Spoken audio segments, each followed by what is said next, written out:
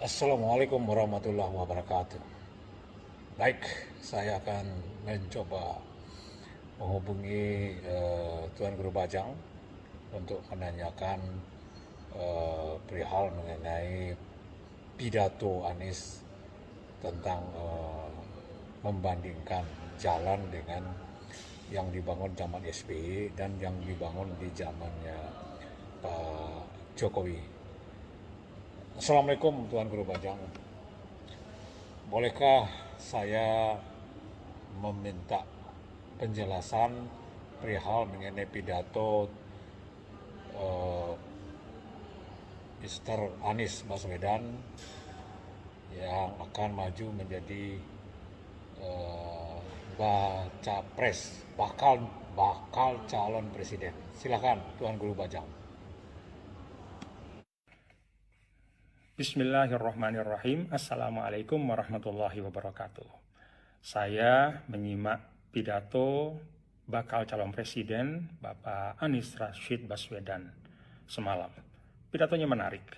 Satu hal dari pidato tersebut, beliau mengkomparasi pembangunan jalan tidak berbayar pada masa Presiden SBY dengan masa Presiden Jokowi. Beliau sampaikan bahwa pada masa Presiden SBY 10 tahun, itu beliau membangun 144.000 jalan non-tol, mulai jalan provinsi, jalan nasional, dan jalan kabupaten kota. Jauh lebih tinggi dibanding pencapaian Presiden Jokowi selama 9 tahun, yaitu hanya 19.000 kilometer. Beliau sampaikan perbandingannya 7,5 kali lipat pada masa Pak SBY, lebih banyak dibanding dengan masa Pak Jokowi.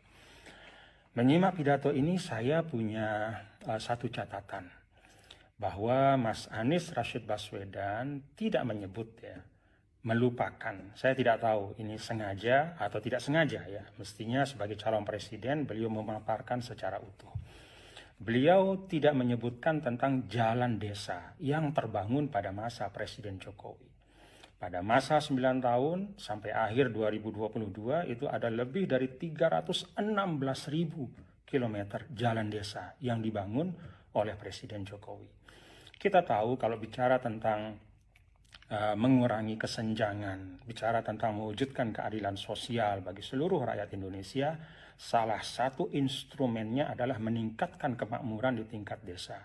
Dan meningkatkan kemakmuran di tingkat desa itu artinya apa? Mempercepat aktivitas ekonomi, meningkatkan aktivitas ekonomi, dan memperbesar porsi ekonomi yang diperoleh oleh masyarakat desa. Salah satu strateginya adalah dengan mengurangi biaya logistik, memperlancar arus barang dan jasa, produksi petani kita, padi, kedelai, sapi, ya, dan segala macam yang diproduksi di tingkat desa itu harus dapat diakses dengan mudah, harus memiliki sarana logistik yang baik.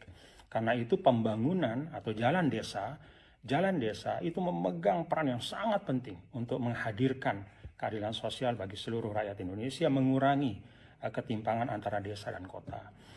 Jadi Mas Anies sebenarnya kalau fair ya, apa adanya, beliau seharusnya menyebutkan bahwa pada masa Presiden Jokowi ada lebih dari 316.000 kilometer jalan desa yang tidak terbangun pada masa sebelumnya. Belum lagi kalau kita bicara infrastruktur lain ya, di tingkat desa ada lebih dari 1,5 juta meter jembatan di tingkat desa, ada lebih dari 500.000 unit air bersih, ada 42.000 lebih posyandu ya, dan beragam infrastruktur di tingkat desa yang menjadi concern dari Bapak Presiden Jokowi selama 9 tahun pembangunannya. Dengan demikian, kalau kita menyampaikan data secara utuh, pembangunan jalan tidak berbayar pada masa Presiden Jokowi, mulai jalan nasional, jalan provinsi, jalan kabupaten kota, dan jalan desa, maka angkanya adalah sekitar 340.000 kilometer, jauh di atas pembangunan jalan tidak berbayar pada era sebelumnya. Terima kasih, itu catatan saya. Terima kasih kepada Mas Anies Baswedan yang sudah menarik gagasan kontestasi kepemimpinan menuju kepada kontestasi gagasan. Hanya mohon data-data disampaikan secara utuh, jangan setengah-setengah. Assalamualaikum warahmatullahi wabarakatuh.